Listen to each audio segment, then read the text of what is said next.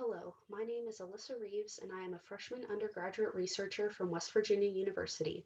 I work in the Neuromechanics and Mobility Lab under Dr. Jessica Allen, and this is my presentation on the differences in reactive muscle recruitment between standing and sit-to-stand perturbations.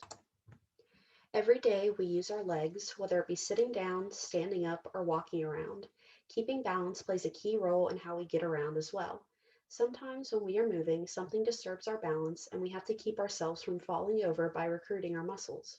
Our muscle activity can differ depending on how off balance the stumble puts us and what we were doing when we almost fell. There are different tests we can use to test the effects of a perturbation, which is something that causes us to lose our balance. Using these tests, we can determine the effects of a perturbation on different muscles in our legs. The goal of this study is to determine differences in how muscles recruit when a balance disturbance occurs while performing two different common daily life behaviors.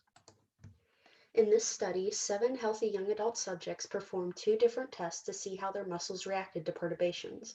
The first test was called the standing perturbation test, which is a test where the subject stands on a surface that moves at a time, direction, and velocity unknown to them. The second test is the sit-to-stand perturbation test. It is similar to the standing perturbation test, but the subject starts seated. Once they begin standing, the floor moves in a direction and velocity unknown to them.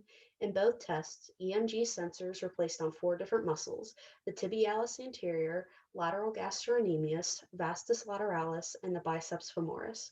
2 muscles are on the front of the leg and 2 are on the back. We used 3 different velocities for both tests: a small, medium, and large. Each velocity was repeated 4 times, totaling 12 perturbations per condition. To analyze the data from the EMG sensors, a custom-made MATLAB code was created to calculate the reactive muscle recruitment, or RMR, which is the muscle activity during the automatic postural response phase minus the normal muscle activity. The automatic postural response phase occurs during the 100 to 300 milliseconds after the perturbation occurs. Linear regression fits were then created to analyze the relationship between RMR and the perturbation velocity.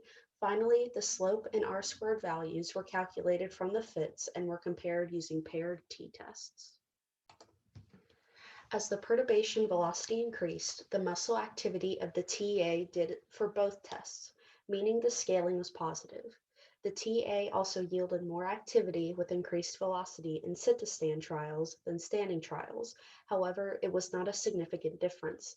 The linear regressions for the standing fit muscle activity data was better than the sit-to-stand.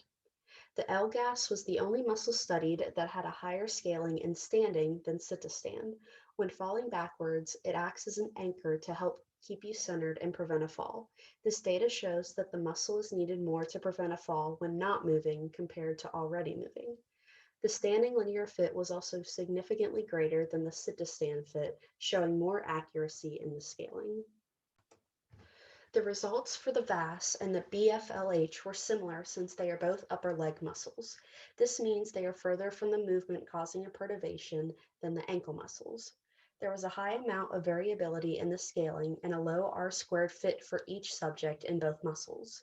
In the future, more subjects could be recruited to determine if there are different strategies that can be used in upper leg muscles to prevent a fall. Overall, ankle muscles are more important for preventing a fall and yield more muscle activity as perturbation velocity increases than upper leg muscles. They also had less variability in their linear fits. The L-gas had the most differences between the 2 tests and was the only muscle that had more increased activity with perturbation velocity in the standing tests. This concludes that there is more need for the muscle when you are falling and not previously moving. The remaining studied muscles were generally recruited more for sit-to-stand tests, but had no significant differences in scaling or linear fits due to the variability between subjects.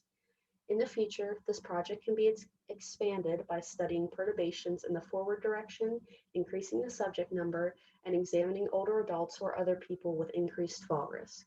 I would like to thank my mentor, Dr. Jessica Allen, and the summer undergraduate research experience for giving me this opportunity. Thank you.